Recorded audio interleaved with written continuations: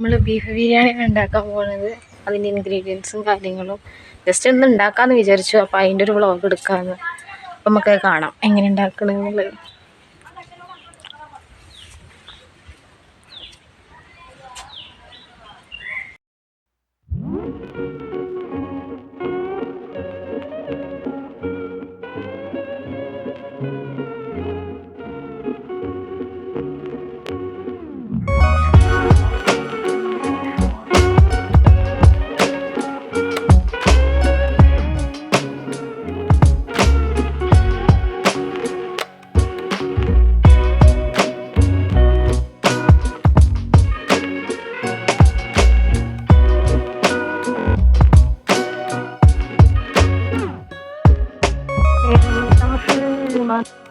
Långt från svenska kusten skär ska jag fira julen här på Hawaii.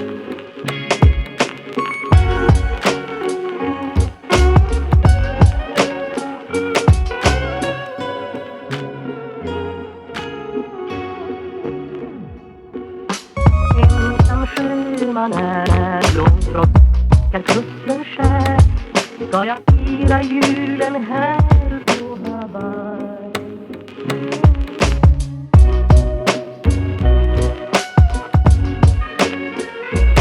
Men det lindrar ej hemlängtans glöd.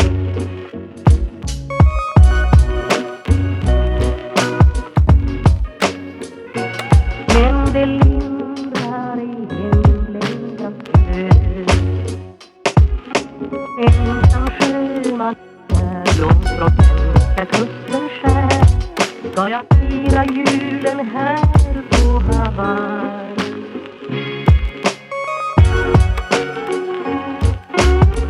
അങ്ങനെ നമ്മൾ അതിലേക്കുള്ള beef ബിരിയാണിയിലേക്കുള്ള എല്ലാ കാര്യങ്ങളും സെറ്റാക്കി ഉള്ളിയൊക്കെ നന്നാക്കി വെച്ചിട്ടുണ്ട്. പിന്നെ അതിലേക്ക് ഇടേണ്ട പൊടിയും കാര്യങ്ങളും ഒക്കെ റെഡിയാക്കി വെച്ചിട്ടുണ്ട്. അങ്ങനെ ഇരിക്കുന്ന സമയത്താണ് അച്ഛൻ മഹിക്കുട്ടനെ കൊണ്ട് വീട്ടിലേക്ക് വന്നത്. അപ്പോൾ അവൻ ഉറങ്ങി നീറ്റിട്ട് വരികയാണ് കേട്ടോ. അതാണ് ഇങ്ങനെ ഒതുങ്ങിയിരിക്കുന്നത്. പിന്നെ ആളത്ര വികൃതിയൊന്നുമല്ല. ആൾ എന്തെങ്കിലും കളിക്കാൻ എന്തെങ്കിലുമൊക്കെ കൊടുത്താൽ അവിടെ ഒരു ഭാഗത്തിരുന്ന് കളിച്ചോളും.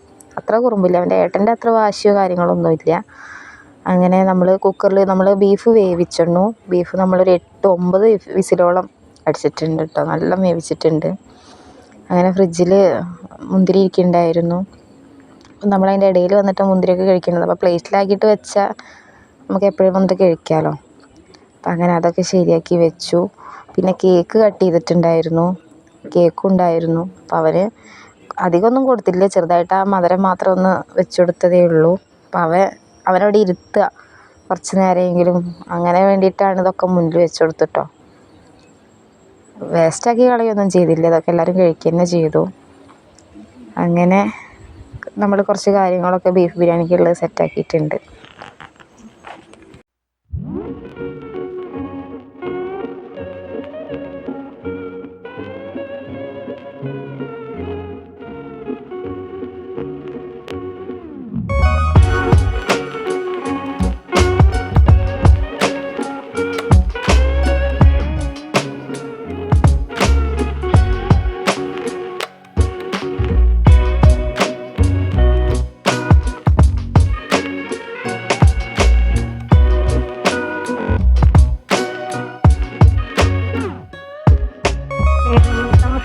അപ്പോൾ നമ്മൾ ആദ്യം ബീഫ് റെഡിയാക്കി വെക്കാമെന്ന് വിചാരിച്ചു. ബീഫ് ആദ്യം മസാലയൊക്കെ ആക്കിയിട്ട് നമ്മൾ റെഡിയാക്കുക വിചാരിച്ചു. അപ്പം അമ്മ ചട്ടിയിൽ നമ്മൾ മല്ലിപ്പൊടി വഴറ്റുന്നുണ്ട്.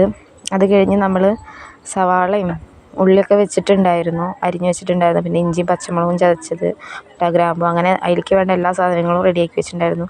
പിന്നെ അത് കഴിഞ്ഞൊരു ഉരുളി എടുത്തിട്ട് നമ്മളതിൽ ഉള്ളി മൂപ്പിക്കുകയാണ്. ഉള്ളി മൂപ്പിക്കുന്നുണ്ട്.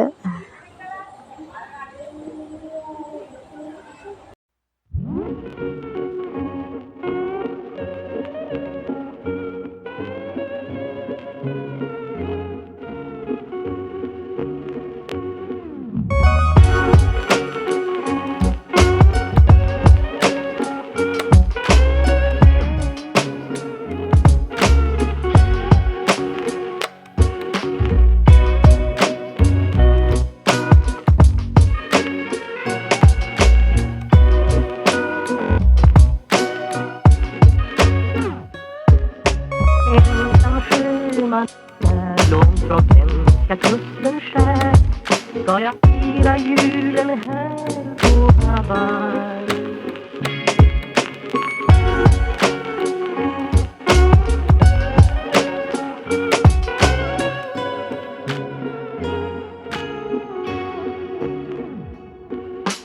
Ensam sjöman är långt från svenska kusten skär ska jag fira julen här på Hawaii.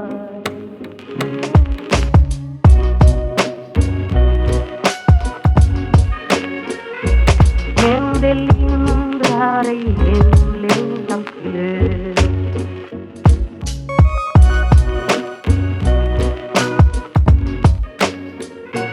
Men det lindrar ej hemlängtans glöd. Ensam sjöman är långt från svenska kusten skär ska jag fira julen här på Hawaii.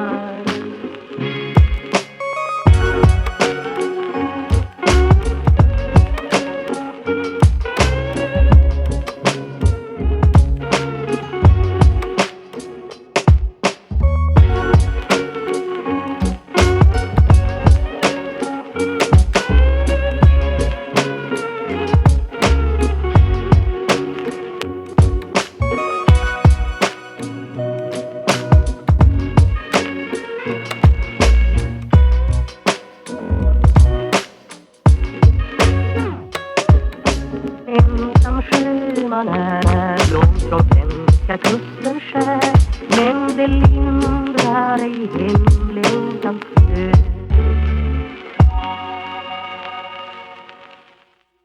അങ്ങനെ ഉള്ളിയൊക്കെ വഴറ്റി വന്ന് പൊടികളൊക്കെ ഇട്ടൊക്കെ സെറ്റായതിന് ശേഷം പിന്നെ നമ്മൾ ഉഴുന്നെന്ന് പറയുന്ന ഉരുളിയിലേക്ക് നമ്മൾ വേവിച്ച് വെച്ച ബീഫ് ഇടുകയാണ്. എന്നിട്ട് അതിൻ്റെ നമ്മൾ ഇളക്കണത് ശരിയല്ലാത്തതുകൊണ്ട് അമ്മ ചട്ടുകൊക്കെ മേടിക്കുന്നുണ്ട്.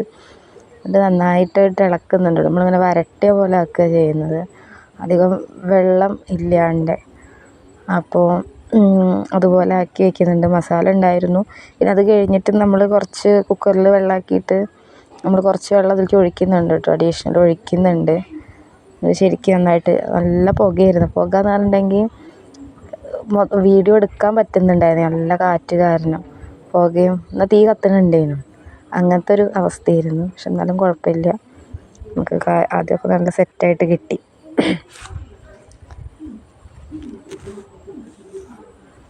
എന്നിട്ട് ഈ ഒരു പരുവായിട്ട് വന്നതിന് ശേഷം നമ്മളത് മാറ്റി വയ്ക്കുകയാണ് അടുപ്പത്തു നിന്ന്. പിന്നെ അത് കഴിഞ്ഞിട്ട് നമ്മൾ ചുക്കുവെള്ളമൊക്കെ ഉണ്ടാക്കുന്നുണ്ട്. പിന്നെ അത് കഴിഞ്ഞിട്ട് ഇപ്പോൾ ക്രിസ്മസിൻ്റെ ക്രിസ്മസിൻ്റെ പിറ്റേ ദിവസം എങ്ങാണ്ടോട്ടാണ് ഞങ്ങളിത് ഉണ്ടാക്കുന്നത് കേട്ടോ. വീഡിയോ എഡിറ്റ് ചെയ്യാനൊന്നും പറ്റിയിട്ടുണ്ടായിരുന്നില്ല. പിന്നെ അത് കഴിഞ്ഞ് അതാ വെള്ളം ഒഴിക്കുന്നുണ്ട്. നമ്മൾ കുറച്ച് വെള്ളം ചൂടാക്കിയിട്ട് വെള്ളം ഒഴിക്കുന്നുണ്ട്. എന്നിട്ട് ഒന്ന് അടുപ്പത്ത് വെച്ചിട്ട് വീണ്ടും നന്നായിട്ട് ഞങ്ങൾ ഇട്ട് ഇളക്കുന്നത് അങ്ങോട്ട് തൃപ്തിയായിട്ടുണ്ടായിരുന്നില്ല. അപ്പോൾ ശരിക്കിട്ട് ഇളക്കുന്നൊക്കെ ഉണ്ട്. പിന്നെ അത് കഴിഞ്ഞിട്ട് പിന്നെ നമ്മൾ അടുത്ത് റെഡിയാക്കേണ്ടത് റൈസാണ്. റൈസിലേക്കുള്ള കാര്യങ്ങളാണ് നമ്മൾ അടുത്ത് ശരിയാക്കേണ്ടത്. അപ്പോൾ ഇത് ഒന്നിങ്ങനെ ആയതിന് ശേഷം പിന്നെ റൈസിലേക്ക് വേണ്ട കാര്യം പിന്നെ ഈ ഒരു പരുവായി വന്നു കേട്ടോ. വെള്ളം ഇതുപോലൊരു ലെവലായിട്ട് കിട്ടി നമുക്ക്.